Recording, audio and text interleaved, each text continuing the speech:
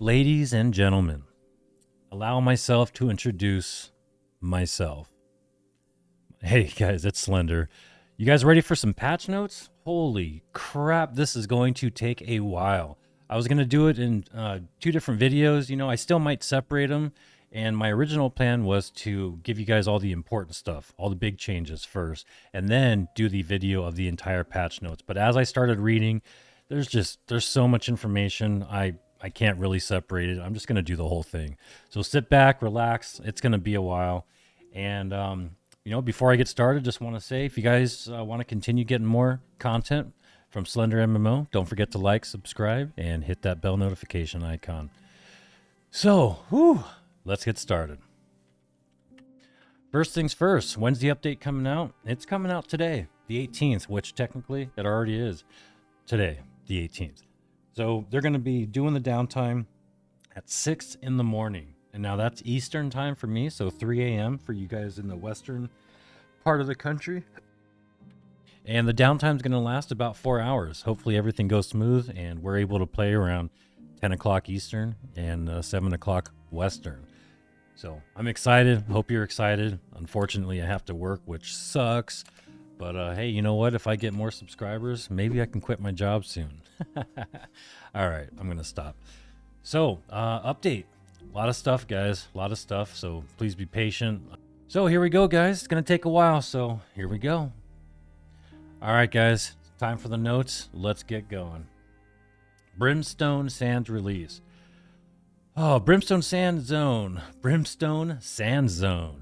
Brimstone Sands is a new zone unlike anything else in Eternum. Roughly the size of 2.5 Everfalls. It features new enemies to fight, a new territory to control, and new stories to uncover. Death hovers over the scorched wastes of Brimstone Sands, its thirst still unsatisfied even after centuries of strife and war.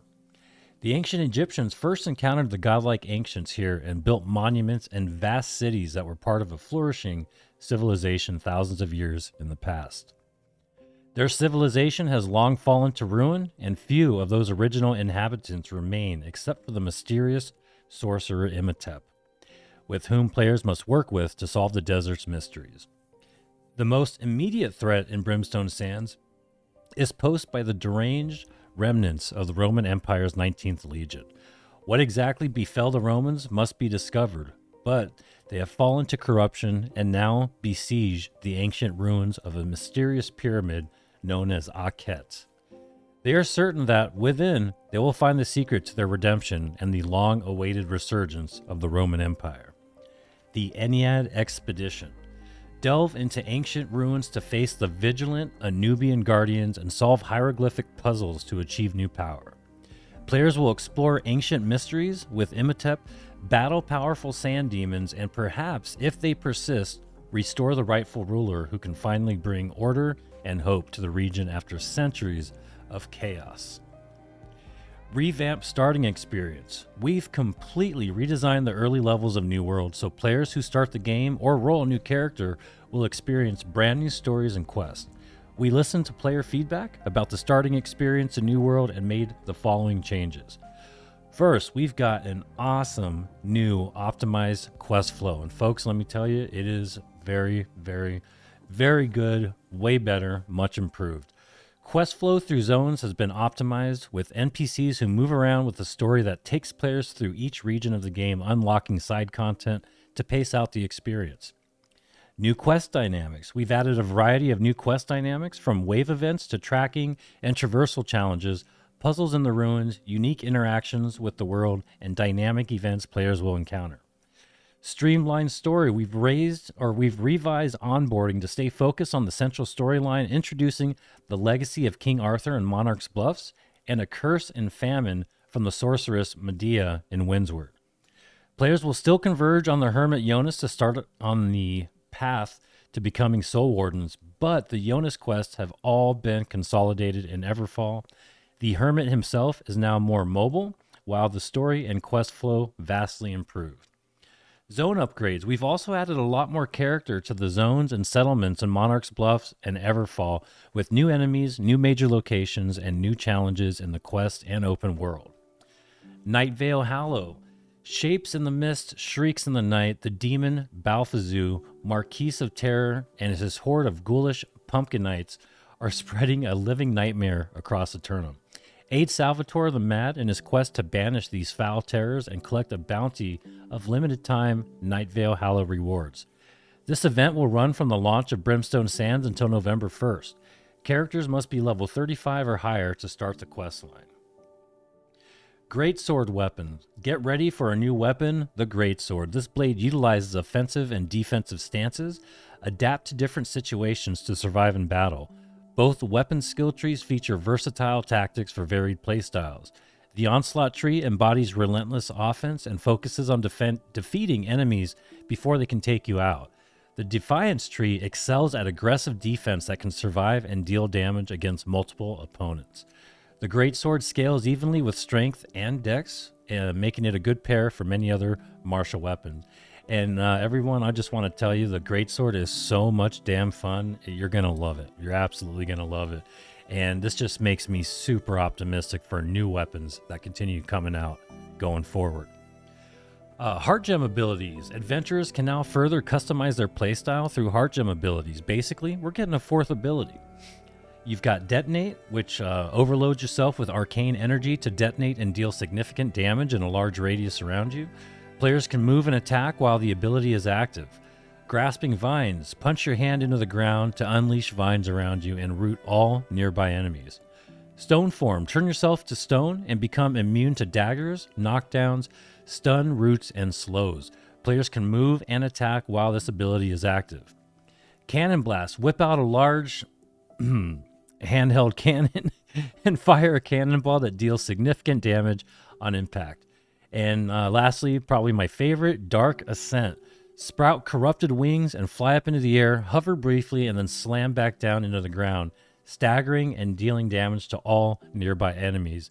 And my favorite version of that, because you've got several different versions with different perks of each one, is where you get a leeching aspect of it, where you heal yourself, and you also get Fortify when you hit the ground. It's pretty badass. So you charge Heart Gem runes through combat actions like dealing damage and taking damage, blocking hits, and healing allies. Once it's fully charged, and it happens pretty quick, especially with big groups of mobs, players can trigger an ability, and the charge resets upon use. Experiment with and upgrade each Heart Gem to find a favorite. World experience. So in general, they increase the vertical logging animation speed to be closer to the horizontal logging animation speed. Reduce the hardy buff from 50% to 25% increase in health per player feedback.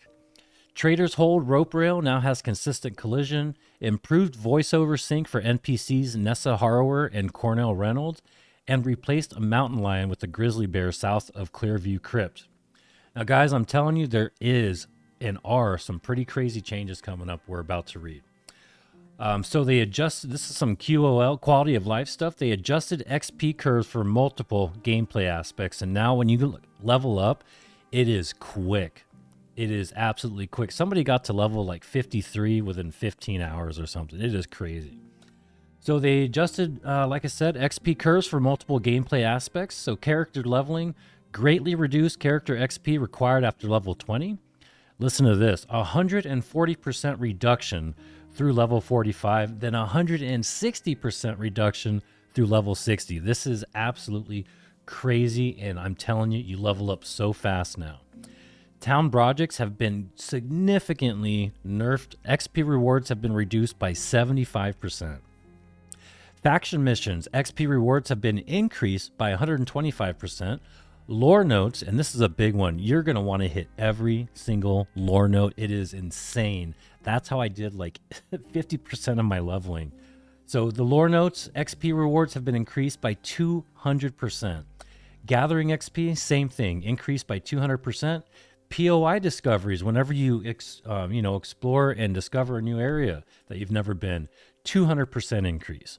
Gathering trade skills, 125% increase in XP. And then finally, corrupted portals have been increased by 150%. So we have got experience increases across the board like crazy. It is night and day, folks. And I think it's a great improvement. Some notable fixes. They fixed an issue that caused Magistrate Bond to play their voiceover in the incorrect language. Fixed an issue that caused the voiceover for Sewell, Bankel, and Brightwood to not play.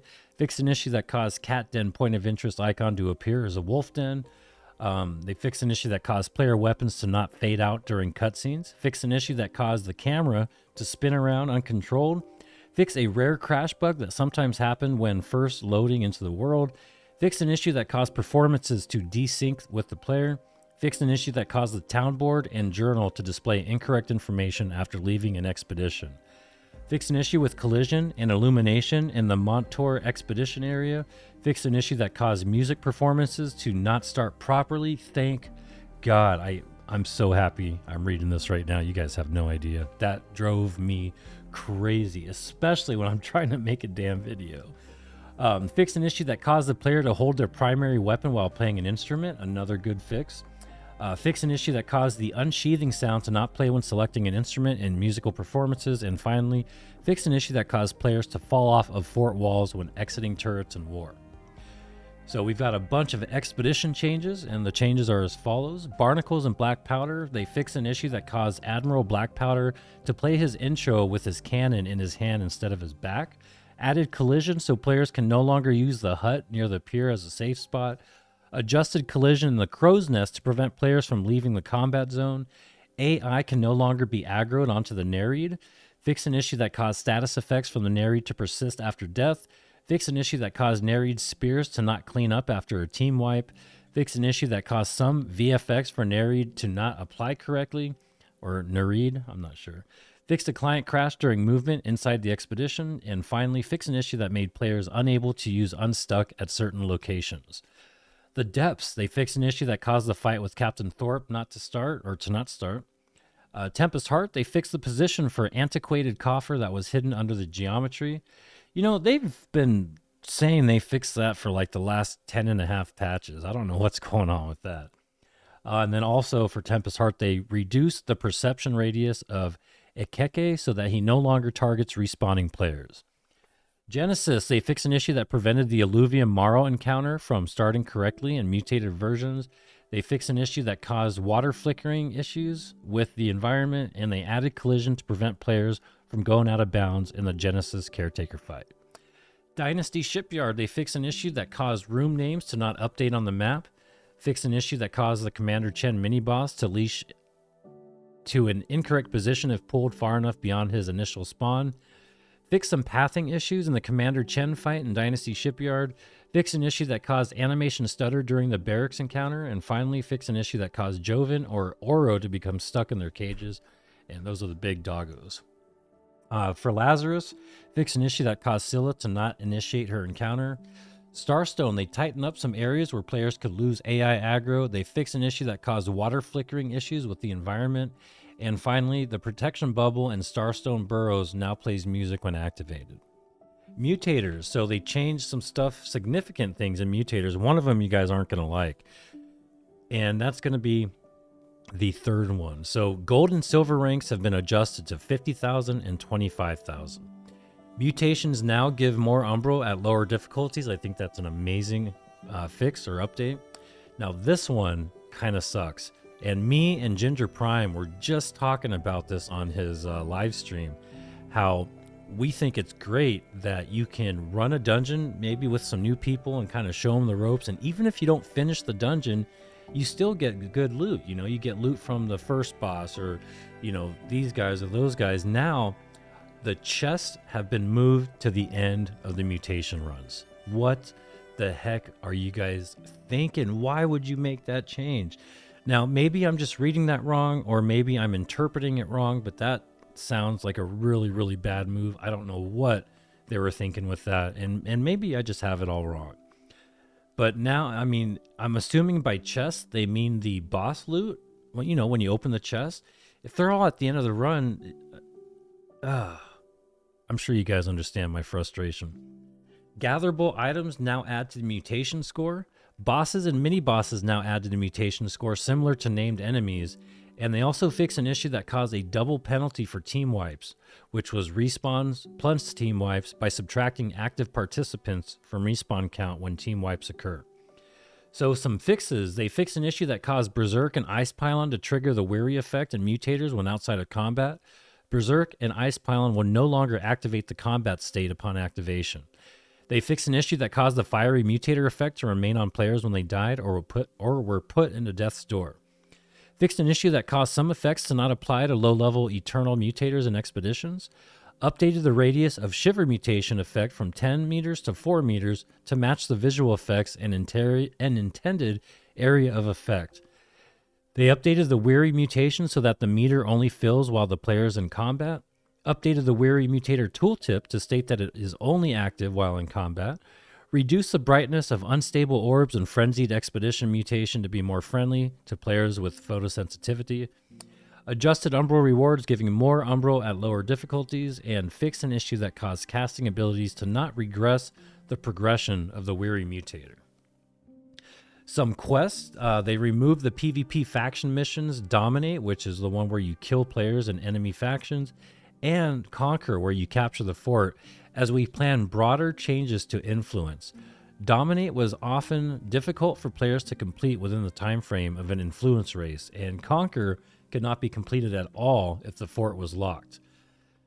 The faction mission board incorrectly stated that influence could not be earned when an invasion was scheduled. The board will now continue to show the influence meters when an invasion is scheduled instead of the invasion messages. The available quest marker of settlement icons will now show as a main story / progression available marker if there is an available main story or progression quest in that settlement. The locations for 2 of the Infiltrate and Gather Intel Preserve mission boxes have been updated in Great Cleave to increase the functional area of those PvP missions. So we have some AI updates. So for World AI, they fixed an issue that caused inconsistent hit registration against the Forest Spriggan. Fixed an issue that caused the Undead Huntress Flame Breath attack to occur when she was placed in enclosed spaces. Fixed an issue that caused some AI to stutter when transitioning between patrol points. Fix an issue that caused alligators to pause for long periods of time after their lunge attack. Crawler-type enemies are now significantly less likely to die while retreating long distances. And fix an issue that caused the Pirate Brute to appear to freeze mid-animation for some players. And fixed an issue that caused the Summoner Yao to reset too quickly if the player got too far away. Bears, they removed the stagger reaction from all swipe attacks, reduced damage of slam by 20% and swipe attacks by 50%, removed all bleeds, and adjusted time between attack sets to allow for more counter-attack opportunities. I think that the first 3 might be a little overkill. I mean, the bears are supposed to be tough. Now they're making them like, super easy. I think the last one is really nice because sometimes you just cannot get anything in. I think that's a good change, but that's just my opinion, guys. Withered, removed invulnerability from all dodges. Oh, okay. Remove grit from lunge, spew, and rampage attacks. Remove stagger reaction from lunge and spew attacks. And remove dodges at close range for the low-level wither. Corrupted laborers. They remove grit from run attacks, flurry attacks, two-handed swipes, and overhead attacks. They remove stagger reaction from standing overhead attacks and reduce damage by 50%. And remove bleed from triple stab. Lost navigator. Remove grit and stagger reaction from combo swipes, removed invulnerability from backflip, reduced pushback on melee attacks, improved decision making for shooting versus meleeing. Lost Pistolier, they removed grit from the shield bash attack, and they improved some transitions back to blocking after attacks and reactions to better convey block re-engaging. Lost Berserker, they removed grit from double swipe attacks, and they reduced hook uppercut to a standing stagger reaction rather than a knockdown reaction. Sailors, they removed grit from basic attacks, they reduced pushback on all attacks and removed pushback on block from all attacks, removed 2-hit combo slash from shielded sailor, and removed overhead attack from shield and sword sailors. Wolves, they removed grit and stagger reaction from hamstring attack. They removed invulnerability from dodges, and they reduced stagger reaction on leap attack. Ancient Guardian Skeletons, they reduced the damage of one-handed slash by 20% and one-handed stab by 40%. They removed grit from run attacks, flurry attacks, two-handed swipes, overhead, ground pound, and archer's charge shot attacks. They removed stagger reaction from standing overhead attacks and reduced damage by 50%. And they also removed bleed from the triple stab sword and spear. Boars, They remove grit from the charge attack, and they reduce pushback on gore and charge attacks. Corruption Tendrils. They reduce aggro distance of non-breach tendrils to 12 meters. They remove the double slam combo from low-level tendrils and reduced overall attack rate and added cooldown on a slam attack. Corrupted Swarmers or Corruption Swarmers, reducing out-of-combat aggro radius to 12 meters from 20 to be consistent with other melee characters. And Corruption Entities, they remove grit from overhead slam, running swipes, and grab bite attacks. They also remove stagger reaction from overhead slam and running swipes. So some combat changes. First, we're going to cover mechanics. They added an equip load driven delay before a target can start running after being hit with a melee attack. So if you're wearing a light equipment load, they made the delay 1.5 seconds. They reduced it from 1.75. Medium equip load, they reduced it to 1 second delay from 1.75. And heavy equip load, they made the delay barely there. Like they made it 0.5 second delay reduced from 1.75. So they're giving heavy armor and medium armor kind of a buff. Light and medium dodge translation reduced by 20% while the delay is active. They reduce the recovery of the block break reaction from 50 frames to 30 frames to make block breaks less penalizing, and they fix an issue that caused block hits to activate the equip load run delay. Weapon updates, notable fixes. So they fix an issue that caused players to get locked in a zoom state when returning to the open world after exiting an instance game mode like Outpost Rush while holding aim. Fix an issue that caused ranged weapon shots to sometimes miss close targets at various angles. Fix an issue that caused players to enter an exhausted state after getting hit while still having stamina. Fix an issue that caused a player to ignore stuns if they were in their inventory and the stun was not applied via a direct hit. Fix an issue that caused the finger guns emote to trigger some on-hit perks. Fix an issue that caused free camera to lock projectiles to a player's position at the time of activating free camera, even if the player moved to a different location. Fix a minor issue that caused small player movement if you spam the F5 key. Fix an issue that caused weapons to remain invisible in the player's hand when a coating was applied immediately after an unsheath action started. Now, a weapon must be fully in the player's hand before the coating will apply. Fixed an issue that caused deep water waiting animations to not play. Fixed an issue that caused throwable warning indicators to not show at the correct time. Fix an issue with sheathed weapons activating their gem visual effects in certain situations. Example, when throwing a hatchet or a spear. Added a new waiting animation in shallow water if a weapon is sheathed, and reduced input buffer windows during stagger reactions. This should reduce unintended attacks occurring out of reactions. Blunderbuss. Players can now cancel Mortar Shot by clicking the right mouse button while the ability is active. Fix an issue that caused Blunderbuss Double Down Ultimate to go on cooldown when an ability was interrupted before its execution. I hate when that kind of stuff happens, so great fix. Fix an issue that caused the Blunderbuss to put enemies in a death's door and kill them in one shot. Remove the decay on the haste applied by Blunderbuss's run and gun passive abilities. The run and gun passive abilities now grant a consistent 40% haste for 1 second after a reload has been initiated, so that movement speed is increased while reloading. Fix an issue where Splitting Grenade would go on cooldown without firing when performed quickly after a weapon swap. For the bow, they fix an issue that caused bow haste passive abilities to have reduced duration when haste consumables were active. They fix an issue that canceled the damage impact of rain of arrows on switching weapons after shooting. And finally, for the bow, they fix an issue that caused the bow string to not animate properly when interrupted while aiming down sights. For the fire staff, we've got 4 changes. They fix an issue that allowed the empowering meteor shower perk to be activated from the watch it burn passive's damage ticks. Fix an issue that would restart clear casting's timer when it expired. Fix an issue that caused the reheat ultimate effect to be stuck on a player indefinitely. And activating burnout no longer triggers a sprint delay or cancels auto run. Great Axe, we got a bunch of changes here. So they fix an issue that caused Maelstrom to sometimes stop ally ice spikes or beacons. Oh my goodness, that just made this whole thing worth it. Fix a typo in the ability description for Gravity Well. Fix an issue that caused kills with Gravity Well to not show correctly in the respawn menu. Reduce startup and recovery of execute and improve the ability's target homing. Updated the execute tooltip to accurately explain how the damage against targets with less than 50% HP calculates out. It didn't actually increase attack damage to 300, but increased the base damage by 50%. Fixed an issue that caused the Great Axe's Mauler's Fury ability to not consistently increase damage.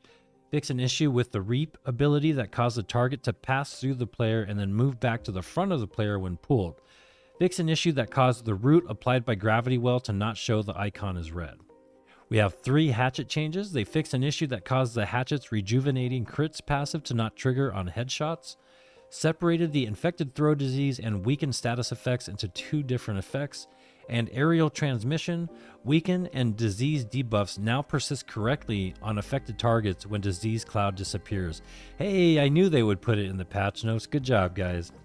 For the Ice Gauntlet, they fix an issue that caused Maelstrom to sometimes stop ally ice showers, added additional damage information on Windchill's tooltip, fix an issue that caused ice damage perks to make the Ice Gauntlet Heavy Freeze passive not function. Frozen Touch, they updated the description to clarify that the player needs to be at full health rather than 99% health for this passive to activate. Ultimate Chill no longer weakens targets, now it only increases damage for the player that owns the upgrade versus chilled targets. And that was another one that was not mentioned in the patch notes, which it now is, so good job, guys. Weakening Gust, again, no longer weakens targets, now Ice Storm damage is increased by 10% to targets under 50% health. And Pylon Burst. Burst damage to enemies within 3 meters now occurs every 2 seconds instead of every time the ice pylon fires. For the Life Staff, they fix an issue that causes the beacon AoE to get destroyed when hitting neutral targets. Fix several line of sight issues with targeted abilities. Targeted healing group member hotkeys will no longer trigger cast when not in a group, except for Hotkey 1. Hotkey 1 will self-cast. Updated the Divine Embrace and Light's Embrace tooltips to be clearer about functionality. Fix issue where combining Splash of Light's Purity upgrade with the Purity of Light perk would cleanse additional debuffs. That's it for the Life Staff. For the Musket, we have added cancel windows for stopping power to trigger after the shot's reload begins. This should be more in line with other weapons' ability cancel windows. Fix an issue that caused impact effects for the musket to play even if the shooter or the server invalidated a shot. Fix an issue that caused ADS, which is aiming down sight, camera to remain active when exiting shooter stance. Fix an issue that caused the shooter stance ability shot count to not count down properly. Fix an issue that caused the bomb to get put away when holding the right mouse button while activating Sticky Bomb. Releasing the right mouse button with Sticky Bomb aimed will now pull the musket back out. Separated the trap's root and Ren status effects into 2 different effects. For the Rapier, they got a special note here.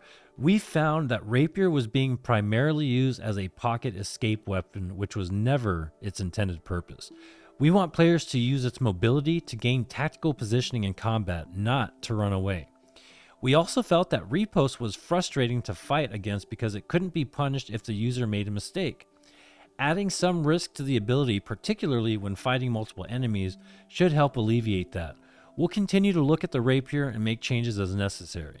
So Allegro and Breathe In will no longer trigger immediately upon activating the ability. They will now only trigger when successfully evading an attack.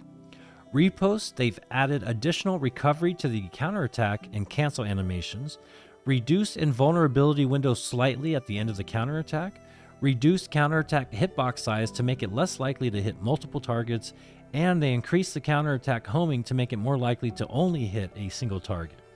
They updated the distant weapon sounds for Rapier Flesh based on player feedback, and Insult to Injury. On successful repost, you will gain Empower, increasing damage for 10% for 3 seconds. You will no longer be uninterruptible. And Tondo and Flourish now use slash damage instead of thrust damage. Man, I'm getting some deja vu here.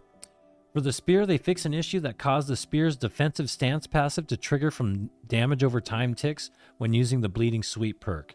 Invigorating Crits, they fix an issue that caused headshots with Javelin to no longer trigger this passive. Fix an issue that caused Cyclone's Invigorating combo to not grant stamina when Strong Momentum was unlocked. For Sword and Shield, they changed the name of Defiant Stance to Defender's Resolve in order to address a conflict with Greatsword stances. Fix an issue that caused the grit to end before the active frames on the sword's shield bash ability. Fix some issues with the sword and shield abilities homing not functioning as smoothly and consistently as intended, and they fix an issue that caused the sword and shield's defensive formation upgrade to persist outside of combat. So for the Void Gauntlet, they fixed an issue that made other players' Void Blade visual effects invisible. Fix an issue that caused the tethered focus Void Gauntlet status effect to remain when traversing the world. Fix an issue that caused the Void Blade to not appear correctly when equipped while running. Activating Void Blade no longer triggers a sprint delay, and updated the distant weapon sound for the Void Gauntlet orb based on player feedback. And then for the Warhammer, we only have one change, and that is fix an issue that caused the Warhammer shockwave attack to be unblockable and stun through blocks. So it looks like we've got a bunch of perk changes, so let's get started. They've updated the Plentiful Arrows and Plentiful Shells bag perks. So Plentiful Shells was updated to be Plentiful Ammo, and now states that it returns all ammo from any ranged weapon hit. Any existing bags with the Plentiful Arrows perk will now have Plentiful Ammo instead. Anchor's Mark, they replaced one of the refreshing wards with Enchanted. Diminishing Orb, they updated the description to specify that this perk does not reduce the duration of buffs applied by consumables. Keenly Jagged, they fixed a typo with the description that incorrectly listed the bleed damage as 7% weapon damage instead of the actual 10% weapon damage. Fixed an issue that caused the Hail and Hardy lifestyle buff to not stack properly with other max health increasing effects. Added additional information to the Diminishing Shield Bash perk tooltip to describe that it will not reduce the duration of consumable buffs. Added PvP only text to the Critical Retribution perk since it only applies to players. Updated the Resilient perks tooltip to state PvP only as well, to add clarity that it does not function against hits from AI because the AI is not able to trigger critical hits. Chain perks can now appear on all magic items and not just the ones that match their damage type. Fix an issue with Nguyen's Notched Spear having 2 spear perks. Fix an issue with the Exhausted Exploitation perk that caused diminishing returns to apply to the slow. Fix an issue that caused hatchets to not naturally roll the Vorpal perk. Fix an issue that impacted some perk cooldowns not clearing or being applied correctly. Fix an issue that caused the Azoth Bomb to not trigger the healing from the Leeching Azoth Shrapnel Blast perk. Fix an issue that caused the Fortified perk to not work with certain applications of Fortify. Fix the tooltip text of Vicious Beacon to better match the effect's behavior. Updated the Sundering Shockwave perk to prevent it from applying the effect to targets that blocked. Updated the Vicious Beacon perk name to Keen Beacon. This name is more consistent with other perks that have crit chance. Updated the Accelerated Defiant Stance perk named to Accelerated Resolve in order to address a conflict with Greatsword stances. Fix an issue that caused the Shirking Elemental Damage perk to inconsistently trigger off of Ice Gauntlet pylon attacks. Updated the icon for the Extra Pockets perk. Fix an issue that caused Shirking Element damage and Attunement perks to proc other perks and passives. Fix an issue that caused the Shirking Debilitate Cleanse perk to cleanse Nereid's Erosion debuff. And the following perks no longer persist on weapon swap even when slotted on armor. And I made a video on how that works and what they're talking about so you can visually see it. So these perks that no longer persist on a weapon swap, meaning when you change weapons, these perks now go away even if you have the perk on your armor. So that's Fortifying Shield Rush, Accelerating Traps, Empowering Shooter Stance, Empowering Explosive Arrow, Venturing Claw Shot, Fortifying Perforate, Mending Protection, Empowering Meteor Shower, and all the Keenly perks such as Keenly Empowered, etc. Fix an issue that caused the Lasting Consumption bag perks to not work with the Roasted Monstrous Turkey Dinner item. Also updated the perk tooltip to remove coatings because this perk does not work with them. Keen Speed, they reduced the duration of the 20% haste bonus on critical hit from 10 to 5 seconds, and it now has a 10-second cooldown. Shirking Energy, dodging through an attack with a light equipment load now grants 15 stamina. The perk previously granted 20, it now has a 6-second cooldown, and the reduced stamina range from 10 to 29 stamina to 5 to 15. So Shirking Energy got a pretty big nerf. The perk previously granted 20. It now grants, yeah, definitely. Refreshing distancing throw. They fix an issue that caused the perk to reduce the cooldown of all hatchet abilities instead of just social distancing. Refreshing pillar of fire. They increase the ability cooldown reduction from 25 to 30% per enemy hit, and now its max stacks went from 3 to 2 hits max. So it basically went from a max of 75% reduction to 60% cooldown reduction. So efficient burnout. They fixed an issue that caused energizing burnout's mana regen to remove on hit along with the damage bonus. Fix an issue that caused flamethrower to maintain an 8-second damage bonus instead of removing the bonus on hit. The actual flamethrower attack, not the dots, will now be considered hits for all applicable on-hit actions. Updated the tooltip to be more clear. After using burnout, you will gain 132% mana regen rate for 8 seconds. Additionally, your next attack will deal 33% more fire damage. So some game mode updates. We're going to start with War. They fix an issue that caused some AoEs and projectiles to go through fort gates. Fix an issue that caused capture points to not appear correctly in subsequent matches. Cleansing Elixir's cooldown was increased to 30 seconds from 10 seconds. Fix an issue that caused the attacker and defender crests on the map to swap during the war resolution phase if the attackers won. And war/invasion armory items are now bind on pickup. Invasions. They fixed the teleportation and stutter issues for elites when attacking a control point. Fix an issue that caused capture points to not appear correctly in subsequent matches. And increase the invasion armory purchase cleansing elixirs cooldown to 30% from 10%. Outpost Rush. In an effort to help with gameplay balance, if you have an item below 600, when you enter Outpost Rush, your item will have its gear score raised to 600 for the duration of the mode. They fix an issue that caused ranged players to gain line of sight to protection wards over fort walls. Fix an issue that caused some projectiles to shoot through collision. Fix an issue that caused AoEs to pass through the spawn barrier and damage other players. Fix an issue that caused repaired repeater turrets and Outpost Rush to continue to auto-fire when destroyed while firing. Additional information to PvP arenas and Outpost Rush to explain that they have gear score scaling. Or added information. PvP arenas. So in an effort to help with gameplay balance, if you have an item below 600, when you enter a PvP arena, your item will have its gear score raised to 600 for the duration of the mode. In order to prevent uneven teams, arenas matches will no longer begin until all players have accepted their invites. They made bullet and arrow projectile trails more visible against the environment. Arena invites no longer incorrectly persist through character changes. They fix an issue that caused active game mode invites to persist when leaving a group. That caused arena invites countdowns to not stop properly. Fix an issue that caused players to be kicked from their group if their arena invite timed out. Fix an issue that caused the arena reward screen to persist longer than intended. Fix an issue that caused arena leaderboards to not display properly. Fix an issue that caused consumable quick slot icons to not reset properly in between rounds. Fix an issue where consumable status effects that adjust their potency based on a player's level would adjust their value when leaving the arena.